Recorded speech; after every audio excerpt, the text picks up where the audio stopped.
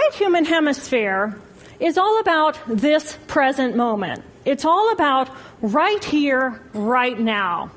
Our right hemisphere, it thinks in pictures, and it learns kinesthetically through the movement of our bodies. Information in the form of energy streams in simultaneously through all of our sensory systems, and then it explodes into this enormous collage of what this present moment looks like, what this present moment smells like and tastes like, what it feels like, and what it sounds like. I am an energy being connected to the energy all around me through the consciousness of my right hemisphere. We are energy beings connected to one another through the consciousness of our right hemispheres as one human family. And right here, right now, we are brothers and sisters on this planet, here to make the world a better place. And in this moment, we are perfect, we are whole, and we are beautiful. My left hemisphere, our left hemisphere, is a very different place. Our left hemisphere thinks linearly and methodically. Our left hemisphere is all about the past, and it's all about the future. Our left hemisphere is designed to take that enormous collage of the present moment and start picking out details, and more details about those details.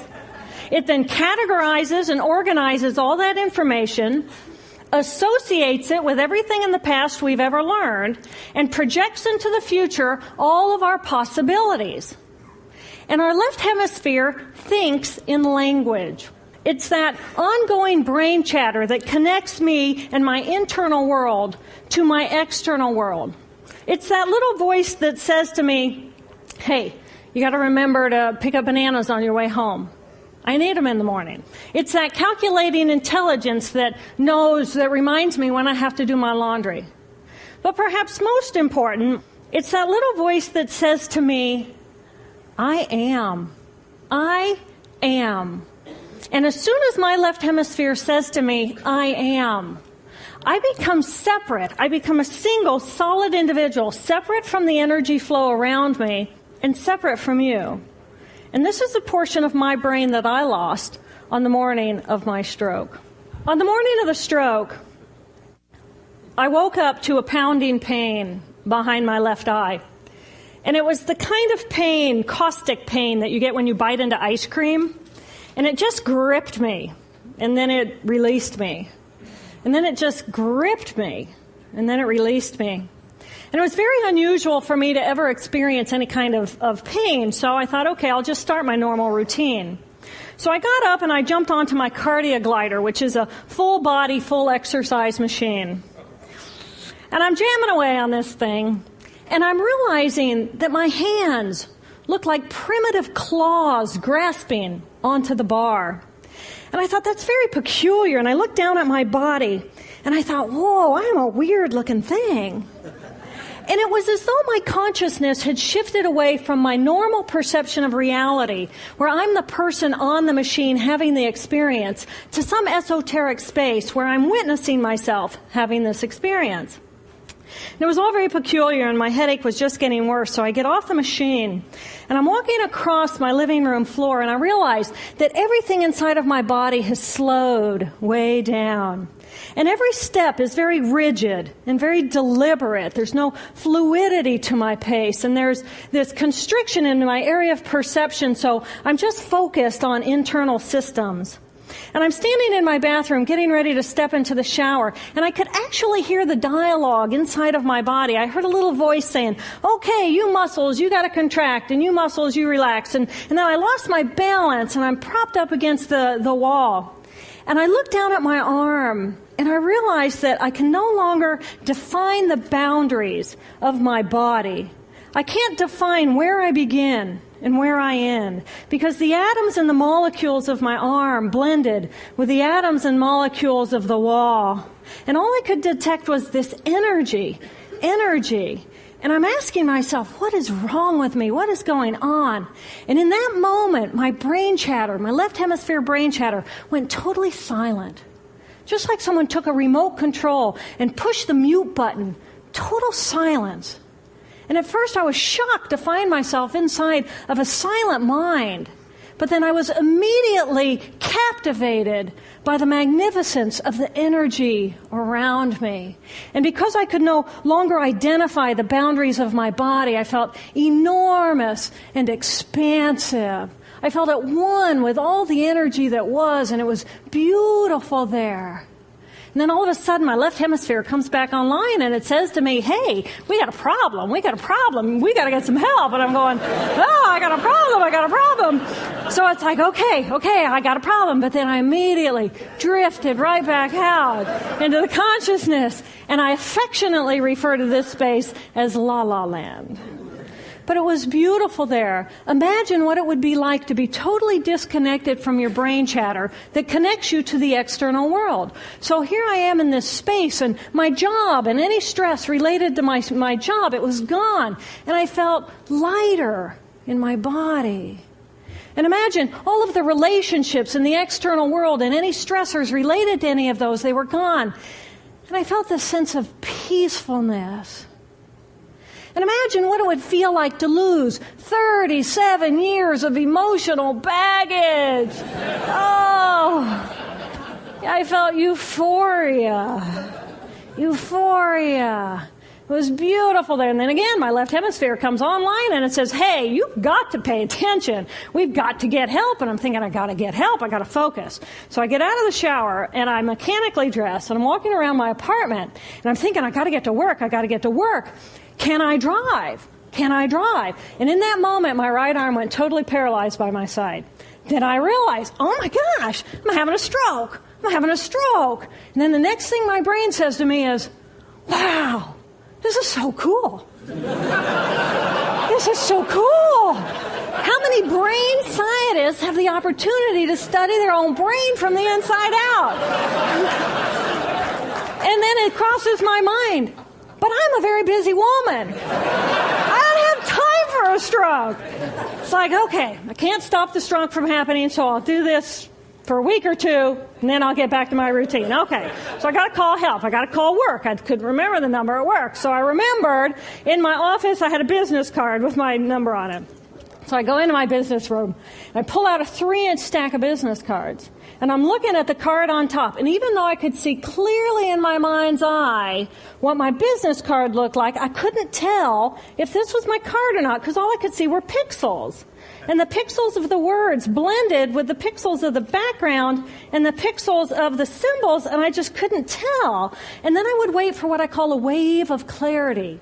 And in that moment, I would be able to reattach to normal reality. And I could tell, that's not the card, that's not the card, that's not the card. It took me 45 minutes to get 1 inch down inside of that stack of cards. In the meantime, for 45 minutes, the hemorrhage is getting bigger in my left hemisphere. I do not understand numbers. I do not understand a telephone, but it's the only plan I have. So I take the phone pad and I put it right here. I take the business card, I put it right here, and I'm matching the shape of the squiggles on the card to the shape of the squiggles on the phone pad. But then I would drift back out into La La Land and not remember if when I come back if I'd already dialed those numbers.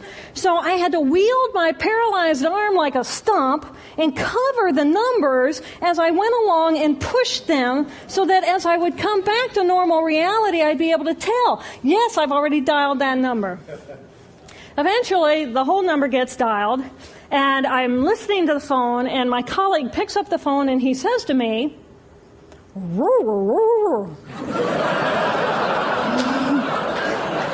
I think to myself, oh my gosh, he sounds like a golden retriever.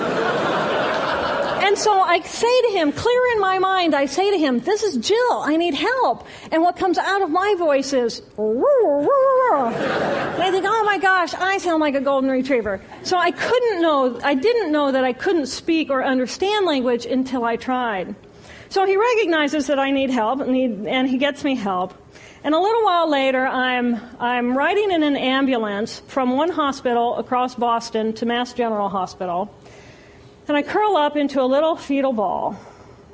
And just like a balloon with the last bit of air just right out of the balloon, I just felt my energy lift and I felt my spirit surrender.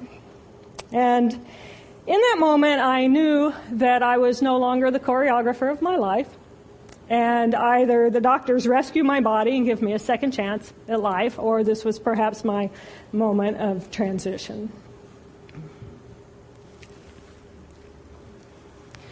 When I woke later that afternoon, I was shocked to discover that I was still alive. When I felt my spirit surrender, I said goodbye to my life, and my mind was now suspended between two very opposite planes of reality. Stimulation coming in through my sensory systems felt like pure pain. Light burned my brain like wildfire, and sounds were so loud and chaotic that I could not pick a voice out from the background noise, and I just wanted to escape. Because I could not identify the position of my body in space, I felt enormous and expansive, like a genie just liberated from her bottle. And my spirit soared free like a great whale gliding through a sea of silent euphoria. Nirvana. I found nirvana. And I remember thinking there's no way I would ever be able to squeeze the enormousness of myself back inside this tiny little body. But then I realized, but I'm still alive. I'm still alive, and I have found nirvana. And if I have found nirvana and I'm still alive, then everyone who is alive can find nirvana. And I pictured a world filled with beautiful, peaceful, compassionate, loving people who knew that they could come to this space at any time and that they could purposely choose to step to the right of their left hemispheres and find this peace. And then I realized what a tremendous gift this experience could be. What a stroke of insight this could be to how we live our lives. And it motivated me to recover. 2.5 weeks after the hemorrhage, the surgeons went in and they removed a blood clot the size of a golf ball that was pushing on my language centers. Here I am with my mama, who's a true angel in my life. It took me 8 years to completely recover. So, who are we? We are the life force power of the universe with manual dexterity and 2 cognitive minds. And we have the power to choose moment by moment who and how we want to be in the world. Right here, right now, I can step into the consciousness of my right hemisphere where I am the life force power of the universe. I am the life force power of the 50 trillion beautiful molecular geniuses that make up my form, at one with all that is. Or I can choose to step into the consciousness of my left hemisphere, where I become a single individual, a solid, separate from the flow, separate from you. I am Dr. Jill Bolte Taylor, intellectual, neuroanatomist. These are the we inside of me. Which would you choose? Which do you choose? And when? I believe that the more time we spend choosing to run the deep inner peace circuitry of our right hemispheres, the more peace we will project into the world, and the more peaceful our planet will be. And I thought that was an idea worth spreading. Thanks.